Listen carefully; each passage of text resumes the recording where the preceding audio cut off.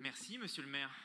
Monsieur le maire, madame la directrice représentante du préfet de police, permettez-moi de défendre un vœu à la fois simple dans sa formulation et essentiel dans sa portée. Il concerne nos concitoyens les plus fragiles dans leurs déplacements, les personnes à mobilité réduite titulaires de la carte mobilité inclusion. Nous le savons tous, la ville de Paris est dense, encombrée, notamment par des aménagements décidés par la ville de Paris, sans concertation évidemment des arrondissements, parfois chaotiques après des passages en force.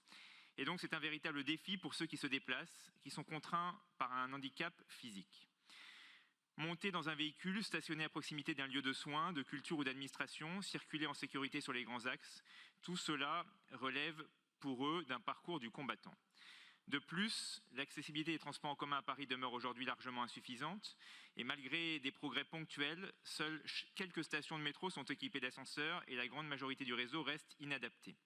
Cette réalité impose à de nombreuses personnes de se déplacer en véhicule personnel, faute d'alternatives fiables. Dans ce contexte, l'idée défendue ici est la suivante, autoriser les véhicules de ces usagers à emprunter des voies de bus. Pourquoi ? Parce que ces voies sont plus dégagées, moins accidentogènes, plus directes et donc plus sûres et plus accessibles. Il ne s'agit évidemment pas d'un privilège, mais bien d'une mesure d'équité. En leur permettant d'accéder aux voies réservées, nous reconnaissons la réalité de leur handicap et nous leur permettons d'accéder plus dignement et plus sereinement à l'ensemble des services de la ville. Le vœu que nous présentons aujourd'hui invite la ville de Paris à autoriser cet accès sur l'ensemble du territoire ou dans un premier temps à titre expérimental dans les arrondissements volontaires.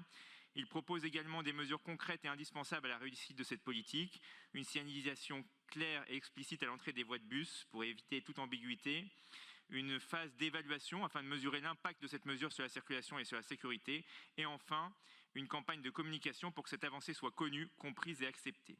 Nous sommes ici pleinement mobilisés dans notre rôle d'élus, faciliter le quotidien de ceux pour qui la ville est parfois hostile et affirmer que la mobilité est un droit, non un privilège réservé aux plus valides.